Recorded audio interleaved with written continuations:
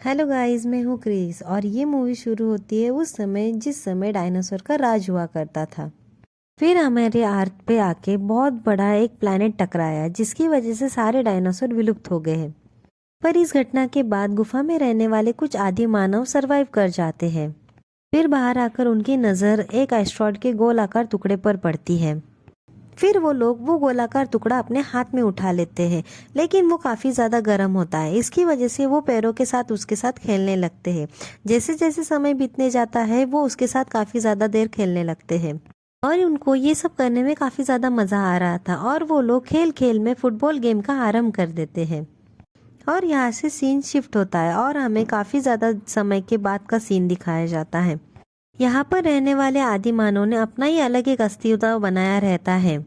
फिर हमें डग्गू को दिखाया जाता है जो कि उन्हीं आदि मानव का वंशज था। डग्गू के साथ उसका पेट दोस्त बग्गू भी होता है और इन दोनों की जोड़ी काफी ज्यादा कमाल की होती है। फिर डग्गू कबीले के सरदार से कहने लगता है कि हमें छोटे शिकारों के बदले बड़े शिकार भी करने चाहिए।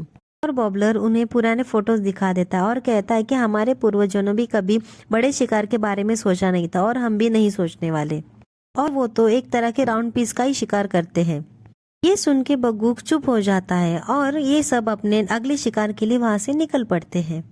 वहां पर वो लोग एक खरगोश को पकड़ लेते हैं और रात में वो सब लोग मिलकर पार्टी कर रहे होते हैं। जहां पर रात को एक बहुत बड़ा हाथी आ जाता है जिसे देखकर आदिवासी अपने घर के पीछे छुप जाते हैं, लेकिन डग्गू का दोस्त जग्गू वहीं पर रह जाता है और उसे बचाने के लिए डग्गू भी वहीं पर रहने का डिसाइड करता है। तभी उस बड़े से हाथी में से एक बहुत बड़ा राजा उतरता है कि एक बड़े से राज्य से वहां पर आया हुआ था। कि हमारा डग्गू तो एक छोटे से जंगल के छोटी सी वैली में रहता था और वो आदमी वहां पर एक तरह के धातु का पता करने हुए आया था। मदद से वो अपने हथियार, बर्तन और काफी ज्यादा चीजें भी बना सकते थे। जिसके बाद वो वहां पर माइनिंग करने का आदेश दे देता है और वहां पर रहे आदिवासी को भी वहां से निकलने का आदेश दे देता है। और ये सब हमारा डग्गू सुन लेता है और डग्गू अपने मन में ही सोचने लगता है कि अच्छा, ये लोग हम लोग को यहाँ से निकालने वाले हैं। वो कहता है कि रुक, मैं तुझे अभी बताता हूँ, और वो डग्गू उस हाथी पर हमला कर देता है। धड़ाम से सीधा आके नूट के सैनिक के गाड़ी में गिर जाता है और बेहोश हो जाता है, जिसके बारे में किसी को भी पता नहीं चलता। वो राजा फिर से अपने सैनिक के साथ अपने राज्य में लौट जाता है और फिर डग्गू की आँख खुलती है और वो खुद को एक काफी ज्यादा बड़े से राज्य में पाता है और तभी राज्य का मेन गेट भी बंद हो जाता है, जिससे डग्गू वहीं पर फंस जाता है। इतना बड़ा राज्य देखकर तो डग्गू की आंखें फटी की फटी रह जाती हैं। तभी डग्गू लोगों की भीड़ के साथ एक स्टेडियम के बाहर पहुंच जाता है। सभी लोग कॉइन्स देकर कबीले के अंदर जा रहे होते हैं, पर डग्गू के पास तो कॉइन्स नहीं थे। इसके लिए वो चुपके से अंदर घुस जाता है, पर कुछ सैनिक उसको देख लेते हैं और उसका पीछा करने लगते हैं। फिर डग्गू बचते बचाते एक फुटबॉल प्लेयर के पास पहुंच जाता है, उसकी ड्रेस पहन लेता है। तभी वहां पर अदर फुटबॉल प्लेयर भी आ जाते हैं और उसको अपने साथ फुटबॉल ग्राउंड में लेकर जाते हैं। वहां इतने सारे लोगों को देखकर तो डग्गू एकदम से डर ही जाता है। तभी राजा वहां पर खड़े सभी प्लेयर को अपनी मैच शुरू करने के लिए कह देता है, पर डग्गू, उसने तो कभी फुटबॉल नहीं खेला था और डग्गू फिर भी खेलने की कोशिश करता है और तभी फुटबॉल आके उसके चेहरे पर लग जाती है और डग्गू को दिन में ही तारे नजर आने लगते हैं। और तभी उसने बचपन में देखी हुई पेंटिंग्स भी उसे याद आती है और वो उसी तरह से उस फुटबॉल को किक कर देता है, लेकिन वो अपने ही कोच में उस फुटबॉल को फेंक देता है। इसकी वजह से वो लोग हार जाते हैं और इसके बाद सब लोग उसकी असलियत जान जाते हैं और राजा उस पर बहुत ज्यादा गुस्सा होता है क्योंकि वो आदिवासियों से काफी ज्यादा नफरत करता था। तभी डग्गू उसे कहता है कि तुमने तो हमारा घर छीन लिया है।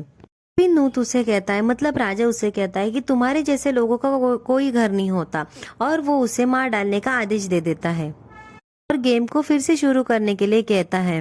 अभी अपना डग्गू सबके सामने राजा को चैलेंज करता है कि मैं तुम्हारी फुटबॉल टीम को ऐसे ही हरा सकता हूँ, और अगर हम लोग जीत गए तो तुम्हें हमारी वैली को हमें वापस लौटाना पड़ेगा, और अगर हम लोग हार जाते हैं तो हम खुद ही आके तुम्हारे माइन में तुम्हारे साथ काम करेंगे। वही राजा उसकी ये बात सुनकर उस पर जोर जोर से हंसने लगता है और डग्गू को हल्के में लेकर चैलेंज को एक्सेप्ट कर लेता है। तभी दूसरी तरफ सारे आदिवासी डग्गू को खो देने की वजह से काफी ज्यादा दुखी होते हैं और तभी हमारा डग्गू हाथ में फुटबॉल लेकर वहां पर आ जाता है। सभी लोग डग्गू को देखकर काफी ज्यादा खुश होते हैं और उसको ये फुटबॉल के बारे में भी पूछने लगते हैं। तभी डग्गू सभी को सारी बात बताने लगता है। उसकी बात सुनकर सभी लोग काफी ज्यादा परेशान हो जाते हैं। वो डग्गू से कहने लगते हैं कि हमने पहले कभी भी इसे नहीं खेला, तो हम लोग कैसे उन चैंपियंस को हरा सकते हैं। फिर डग्गू उन्हें बताने लगता है कि जो भी पुरानी पेंटिंग्स हमारे वैली में है वो हमारे पूर्वजों की फुटबॉल खेलने की पेंटिंग है, यानी कि वो लोग काफी पहले से ये फुटबॉल खेल रहे थे।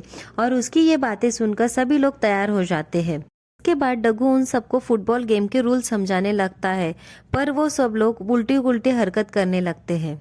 दूसरी तरफ राजा काफी ज्यादा कॉन्फिडेंट होता है और वो कहता है जीतेगी तो हमारी टीम जीतेगी। भी वहां पर नूत की क्वीन अफीफा का भेजा हुआ मैसेज बर्ड वहां पर आ जाता है, क्योंकि मैसेज को उसी तरह देता है जैसे कि उसको बताया जाता है। के मैसेज से उसे पता चल जाता है कि क्वीन अफीफा उस पर काफी ज्यादा नाराज है, कि वो नहीं चाहती कि उनकी टीम हारे और प्रजा में उनकी बदनामी हो, और वो राजा को उन सारे आदिवासियों को कम समझने की गलती ना करे, यही चाहती है। राजा किसी की भी नहीं सुनता है और वो उस मैसेज को इग्नोर कर देता है।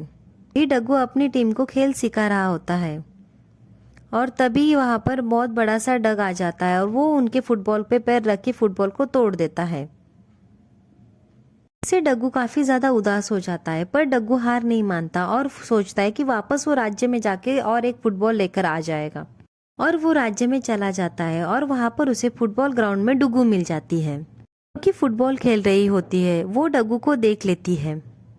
डुगू डग्गू से पूछती कि तुम इतनी रात पर यहाँ पर क्या कर रहे हो। तभी डग्गू उसे बताता है कि उसे फुटबॉल चाहिए। डुगू उसे वहां ऐसी जगह पर लेकर जाती है जहाँ पर काफी ज्यादा फुटबॉल थे। वो उसमें से थोड़े से फुटबॉल उसे दे देती है और तभी उन्हें सैनिक देख लेते हैं और उनका पीछा करने लगते हैं, जहाँ पर डुगू डग्गू को उसके वहां से भागने में मदद करती है और उसके साथ उसकी वैली में आ जाती है। और वहां पर वो जाकर सभी आदिवासियों को बताती है कि उनका कंपटीशन बहुत बड़े और बहुत अच्छे प्लेयर्स के साथ है। और डग्गू डुगू मिलकर उन सारे आदिवासियों को काफी ज्यादा मोटिवेट भी करते हैं, जिसके बाद वो सब खेलने में बहुत अच्छे बन जाते हैं और रोज जाकर प्रैक्टिस करते हैं।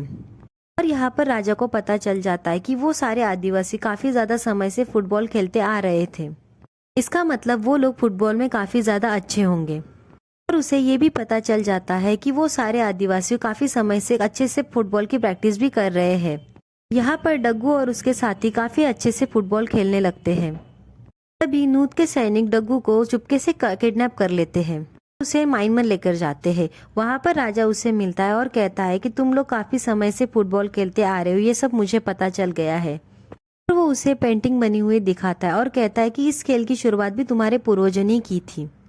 और उसे कहने लगता है कि तुम्हारे पूर्वज एक बार भी फुटबॉल की मैच नहीं जीते। यहाँ पर वो राजा डग्गू का कॉन्फिडेंस लूज करने की कोशिश करने लगता है, वो उसे लूजर भी कहता है। डग्गू ये सारी बातें सुनकर काफी ज्यादा डर जाता है और वो सोचने लगता है कि उसकी एक गलती की वजह से उसके सारे साथी को माइन में काम करना पड़ेगा। सुनकर डग्गू अपने टीम के पास चला जाता है और अब फाइनली फुटबॉल डे का दिन आ जाता है। यहाँ पर क्वीन अफीफा भी मैच को देखने आ जाती है। यहाँ पर डुग्गू सबके सामने माफी मांगने लगता है और कहता है कि मेरे साथियों को छोड़ दो, मैं पूरी जिंदगी तुम्हारे साथ काम करने के लिए तैयार हूँ। और ये सारी बातें उसे राजा ने कहने के लिए कही होती है। और तभी उसके सारे साथी एक बहुत बड़े डग पर बैठकर वहां पर आ जाते हैं, पर डग्गू उन सबसे कहने लगता है कि हम ये मैच नहीं जीत सकते। तब वो लोग कहते हैं कि तुम हार कैसे मान सकते हो, तुमने तो हमारे अंदर कॉन्फिडेंस लाया है। और ये सारी बातें सुनकर डग्गू में भी अब कॉन्फिडेंस आ जाता है। डग्गू फिर से राजा को चैलेंज करता है और उसके बाद गेम शुरू हो जाती है। पहले तो राजा के प्लेयर काफी ज्यादा अच्छे खेलते हैं, पर बाद में डग्गू के सारे प्लेयर उनसे भी ज्यादा अच्छे खेलने लगते हैं और उनको अच्छी कंपटीशन देने लगते हैं, जिससे राजा डर जाता है और चीटिंग करने के लिए खुद ही गेम का रेफरी बन जाता है। चीटिंग करना शुरू कर देता है। वही लास्ट राउंड में बॉबलर घायल हो जाता है और डग्गू की टीम को अब जीतने के लिए सिर्फ एक ही गोल चाहिए था। यहाँ पर डग्गू की टीम एक गोल से आगे होती है। डग्गू अपने दोस्त पेट बगलू को डॉगलर की जगह पर ले आता है। बग्गू आखिरी गोल को होने से रोक देता है। इसी तरह ये लोग मैच जीत जाते हैं। ही क्वीन अफीफा भी इनकी गेम को देखकर इनकी तारीफ करती है। तभी राजा वहां से भागने की कोशिश करता है, पर सैनिक उसे देख लेते हैं और उसे पकड़ लेते हैं। क्वीन अफीफा डग्गू और उसकी टीम को ट्रॉफी दे देती है और उनकी वैली भी उन्हें लौटा देती है, और जिससे वो लोग काफी ज्यादा खुश हो जाते हैं और अपने वैली में फिर से खुशी खुशी रहने लगते हैं। और इसी के साथ ये मूवी एंड हो जाती है। गाइस प्लीज़ मेरे चैनल को लाइक करना, शेयर करना, सब्सक्राइब करना। Thank you.